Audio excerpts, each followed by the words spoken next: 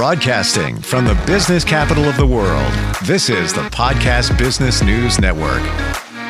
And welcome back, everybody. Here on this program, we like to highlight people and their position, their noteworthy accomplishments, their visibility, their prominence in the field that they chose to work in, how they've given back to the community. I found somebody today that has given decades of her life's work in helping people feel better as an occupational therapist.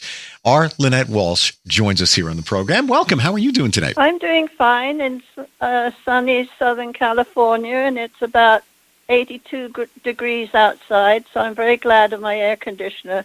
Oh, wonderful. I'm in New York. It's 73. Sunny now, but it was a little rainy this morning. I just love California weather. I never get tired of it. Yeah. So I want to ask you. We get tired of it when it gets over 100. You know, honestly, I'm going to tell you here now, I would love to move to a warmer climate. And people say just what you said. Well, have you thought about where it's going to be, 90 and 100? I would prefer to take that over spending winters where it gets down to, 10 degrees and snow and all of that. So I guess it's a trade-off. Where were you originally born? In England, down in the bottom left-hand corner, about 160 miles southwest of London. Wow. In Somerset. So you're accustomed to colder, damper, chillier weather. What brought you to California? Well, it was a bit before that. I was working at a geriatric hospital in Oxford, England, and there was a doctor there who, a gerontologist, who got into collaboration with some people in North Carolina at the university there to teach people how to do adult daycare. Now, this was back in the 70s. So he brought myself and a physical therapist and himself and his wife, and we went for a year to North Carolina to do this project. And we ended up at in a what would you call it? A state psychiatric hospital in North Carolina.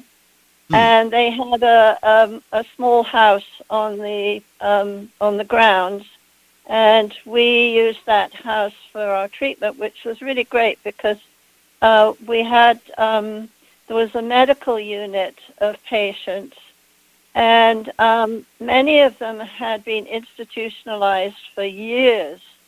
So they had like jargon speech, or they had been there. They weren't psychiatric people. They'd been there because they had TB for years.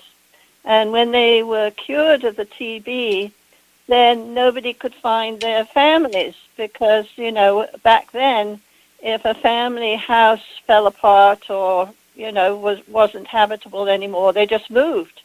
And they didn't leave a forwarding address. So we had a wonderful social worker who was very good at dealing with these situations. And back then, there was a guy who ran illegal stills in the big thicket. And his product was so good that if he could get it over the state line up to Washington, D.C., you could find his brand of alcohol on the shelves with a label on with his name on it. But he knew where all these families lived back in North Carolina, and he paid protection for the workers and everybody. But if he was in jail, then all these petty criminals came creeping out of the woodwork because they didn't have any protection.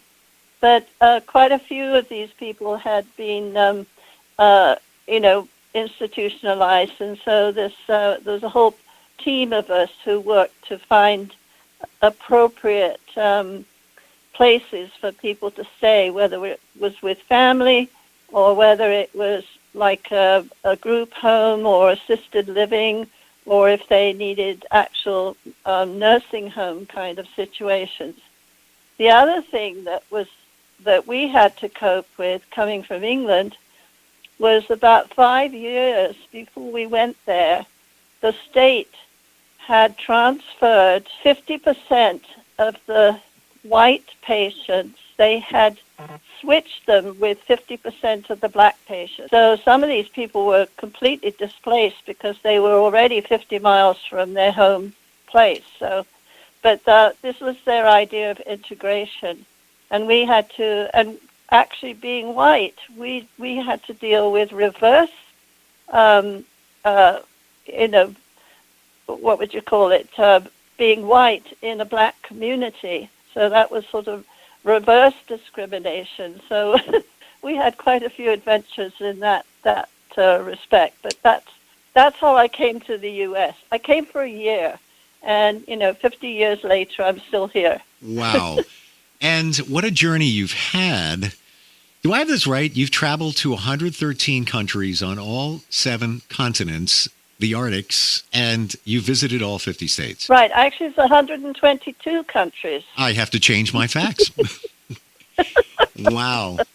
Oh. Well, my mother taught me how to travel. She loved to go to the continent with her girlfriends, and when I was a teenager or in vacation time from college or something, she would take me with her. My dad's idea of a perfect vacation was 7 miles of fishing with a nice hotel attached. Or even we used to go to the North Wales, and we would fish in the estuary there in the ocean. So I learned all about fishing. Out of all those countries, what would you say were your 2 favorite and why?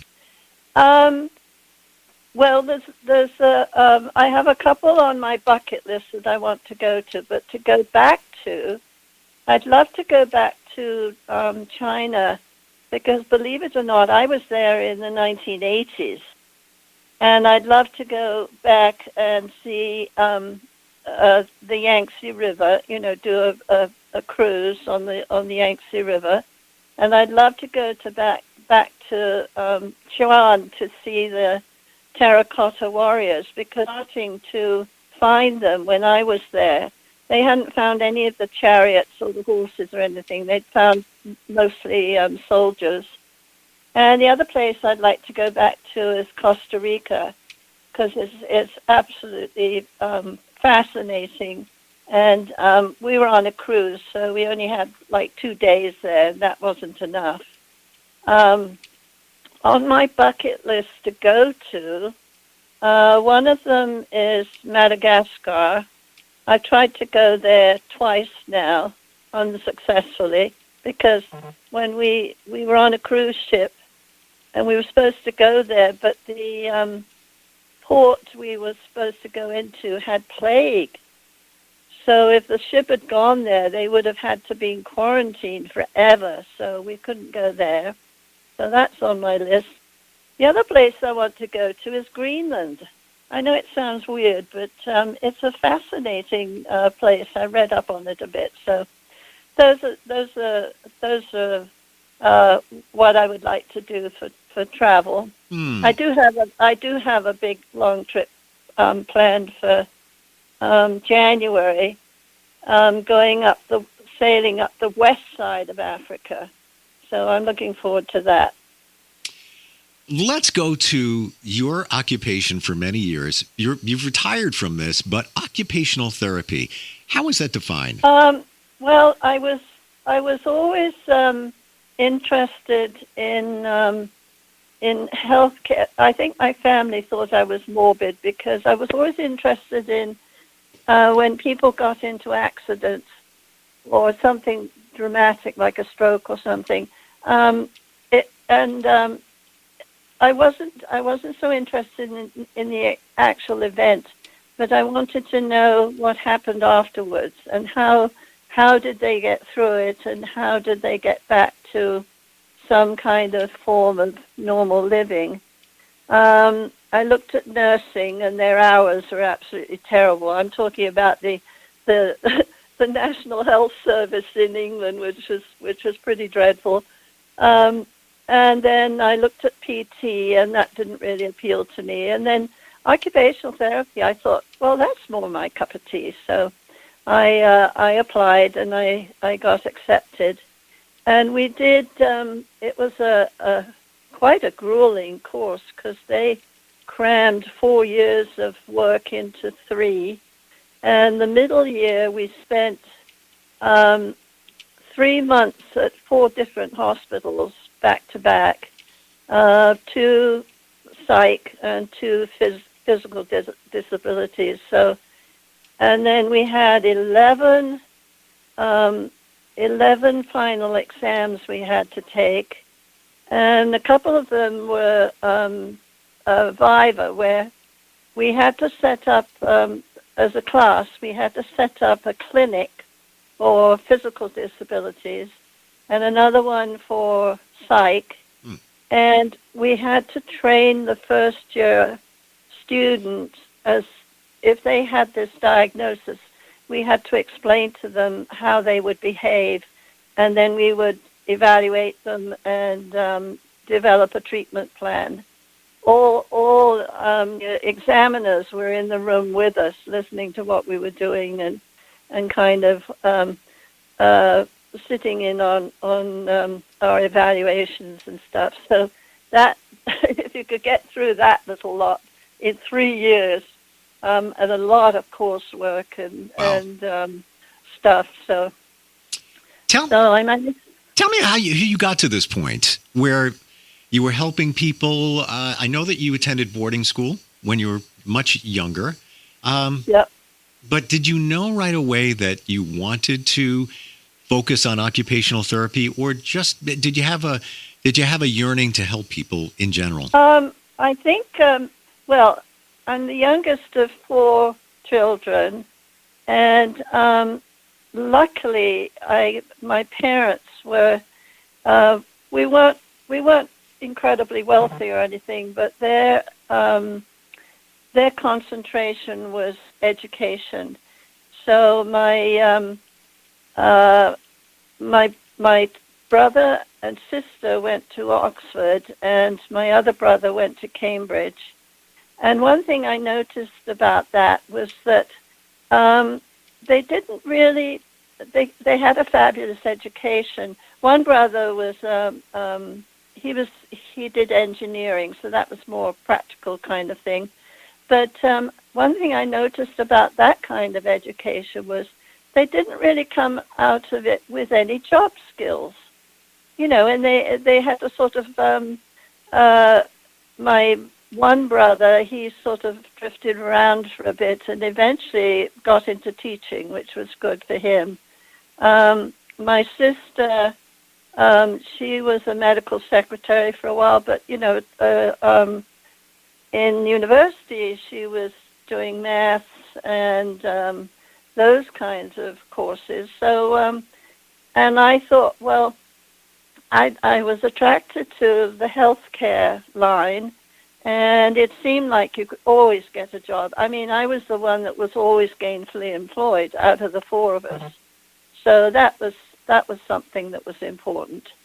Would you say, Lynette, that you had that confidence, since you said you were always employed and doing okay, that you had that confidence to try some different things? That inner knowing that, hey, things are going to be okay. I'll bounce back on my feet if I try this. Maybe if I try that, it'll still be okay. I think so, and I think boarding school helps that, because you have to learn to be self-reliant and build your confidence to do things that you've never done before.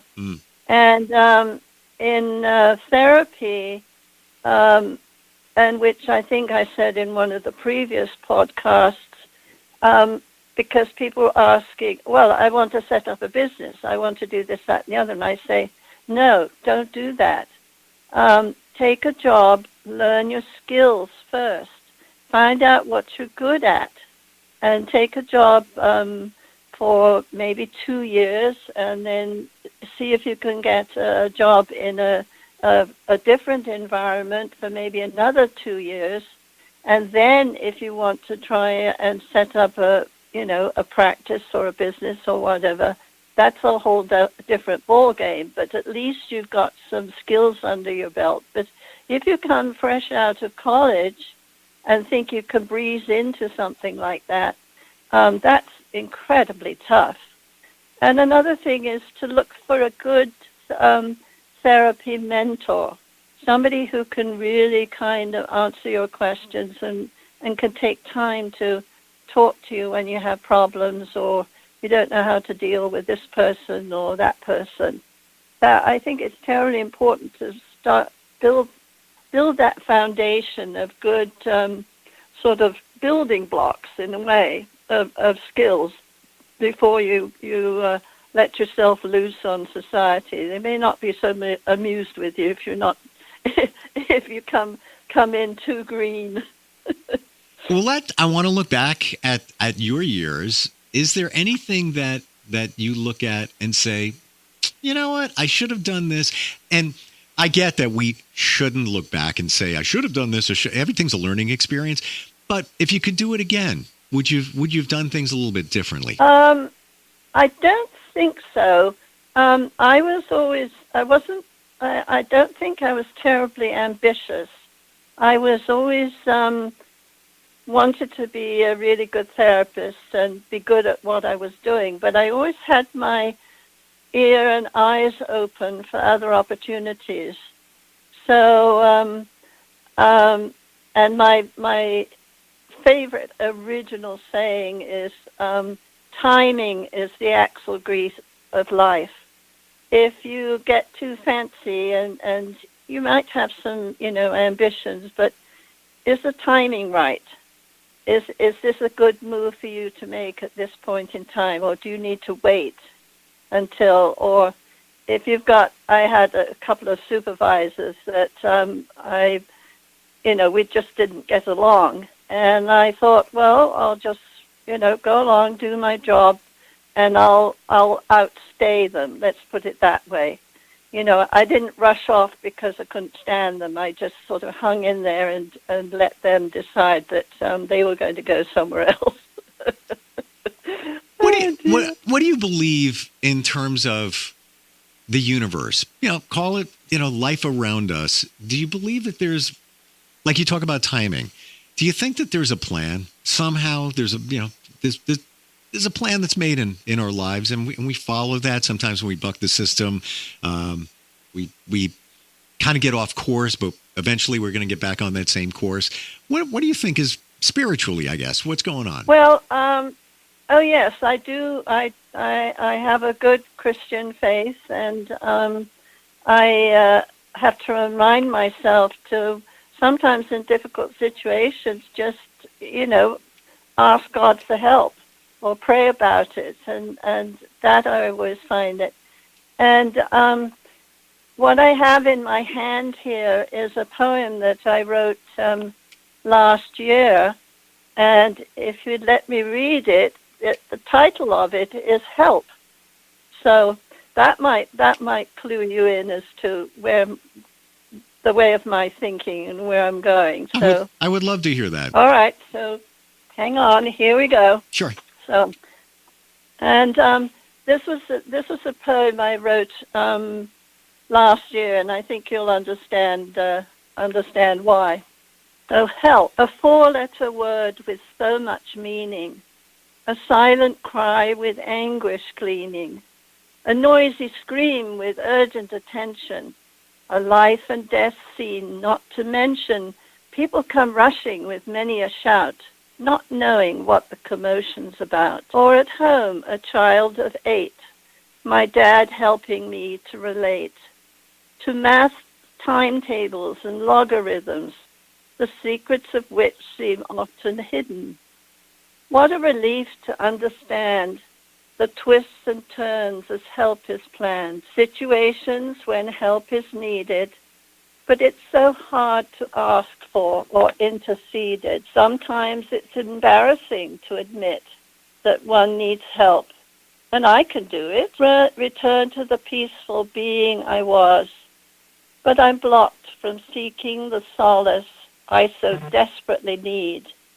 Is it anger, jealousy, or even greed? How did I get lost in a big city, surrounded by buildings ever so pretty? What are my options to get back to safety and find my group so friendly lately? Disappeared without a trace, unfamiliar streets, and not a friendly face. I walk about for half an hour, trying not to panic or feel so dour, trying to remember the way when I get a clue, a distant sound bringing help anew, a crackle in my earpiece linked to our guide. But which building is he inside? A museum? Is that the place? No, not that one. I pick up my pace and finally find them in a palace ornate. I'm so glad to find them as they wait. Prayers are so important in our lives so busy that we don't always know how to not be dizzy and look in all the wrong places. Instead of trusting in God to show us the faces that can really help us and not lead us astray, or give us false information that ruins our day. Online sites offer help galore, but I find they confuse me more, answering questions I'm not asking, and making my workload heavier tasking. As a therapist of 40 years and more, I worked hard to give my clients much more. It's hard to help someone who doesn't see the need and show them that a simple fix can sow the seed towards independence and self-confidence again, and get the feeling that a bright future has no pain. Sometimes a simple gadget can do the trick, or a safety device that works with a click. A simple body position makes a task a much easier decision. I love the smiles that cross people's faces as they learn something new that their life now graces. Help is magnified when done with care, with gentleness and respect of the person there. Ask if they want your aid, and if they understand what you said. Don't rush in and begin to touch.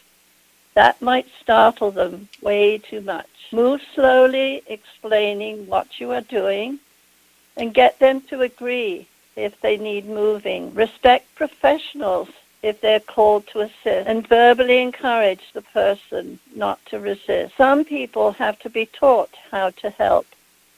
They have their own fears tucked on a shelf. So finding small things that they can do and gradually build a skill set that may be new. Relationships can be built or broken by an unfortunate word in anxiety spoken. My mother always said, least said, soonest mended, and that resolves an issue and a problem ended. Help comes in all shapes and sizes. We start a project when one realizes we haven't a clue what we're doing, and finding the wrong pieces we are busy gluing.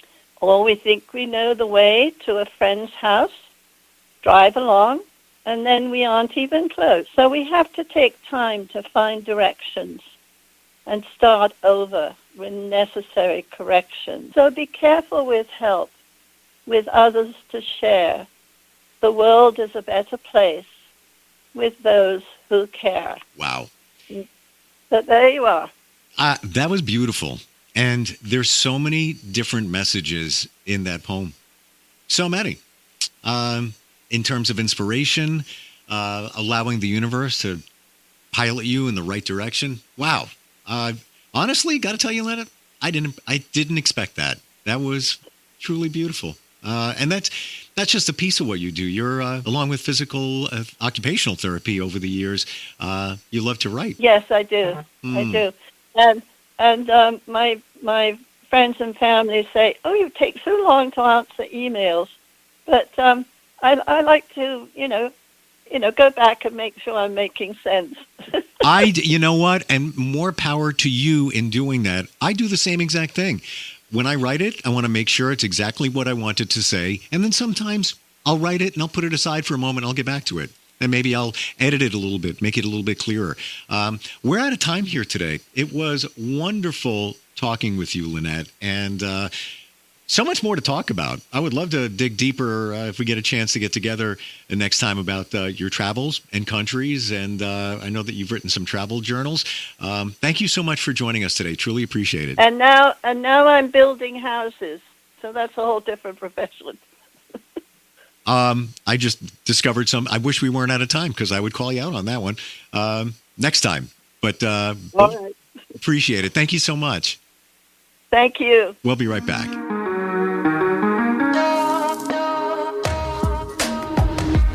Broadcasting from the business capital of the world, this is the Podcast Business News Network.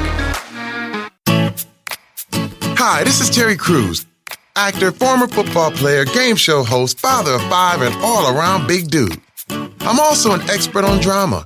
I know all kinds of drama.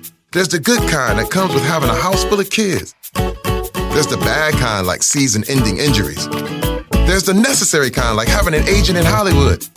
And there's silly drama, like the drama around my percolating pectorals. And then there's the drama you can skip. Skip the drama that comes with not having your high school diploma or equivalency. Find free adult education classes near you and finish your high school diploma. Visit finishyourdiploma.org. Or text diploma to 97779. Message and data rates may apply. Reply STOP to opt out. That's diploma to 97779. And leave the drama to actors like me. Brought to you by the Dollar General Literacy Foundation and the Ad Council.